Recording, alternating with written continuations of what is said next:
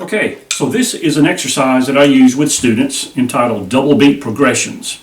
The young students who are trying to learn how to play double strokes and eventually lead to being able to play check patterns with diddles, 16 30-second transitions, this is a good way to start, all right? So we also use this with older students, more advanced students at an increased speed, which you'll see in a minute. So I'm going to start this at 132. Basically, the diddle's on the right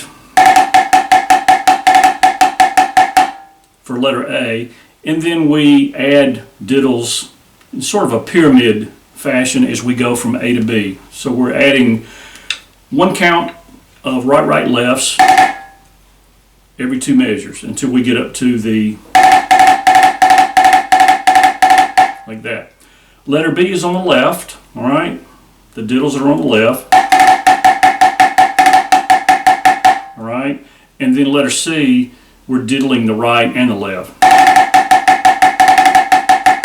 Now this is the base exercise that you use. There are more complicated exercises for this, of course, but this is the base exercise that we use to get a sense of stick heights, feel, subdivision, etc. All right, so I'm going to play letter A into letter B into letter C at 132. Now this is the slow version, and if you're a student or a director who has students that are in need of this type of exercise, by all means play it a lot slower, especially in middle school. This is primarily geared toward middle school, but as the tempos increase, I mean high school and college and beyond, if you play it like 90 miles an hour, which we'll do in a minute. So here's letter A into B into C.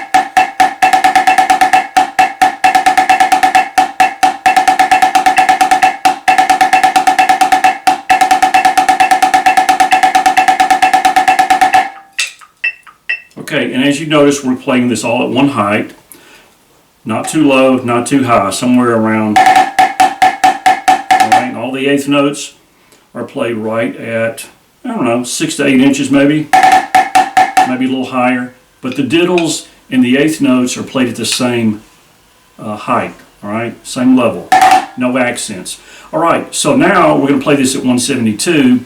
The heights will probably come down a little bit, so that's one thing you want to consider when you're playing faster tempos. You're going to have to lower the heights a little bit so you can keep up with the metronome, and so the sound quality is good. All right, so that's the number one factor in learning to play any new exercise, is the quality of sound that you're achieving.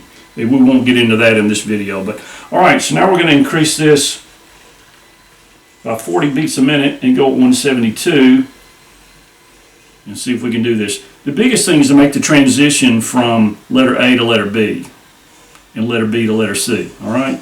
And by all means, learn letter A by itself. Stick a quarter note at the end, 3 counts of rest, repeat, all right? Do that until the muscle memory sets in. So here we go at 172. Same exercise, a little bit faster.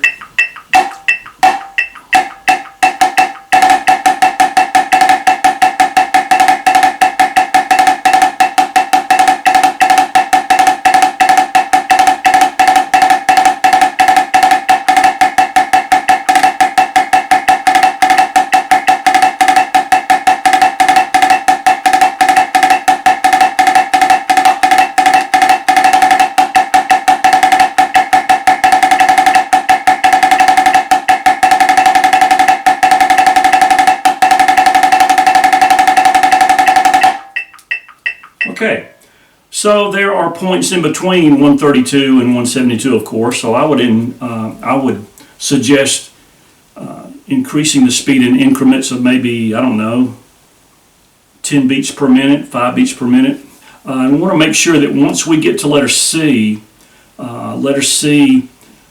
is actually an open stroke roll when you get to the last line. So you've got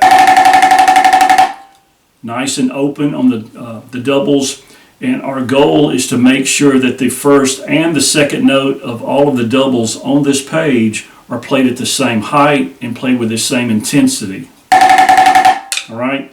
There are many more complicated rhythms, diddle patterns that will come out of this, but this is the base model, so to speak. All right? Learn letter A, learn letter B, learn letter C, and then go from there. And I've got other videos about that forthcoming. So until next time, practice your double beat progressions and keep on drumming.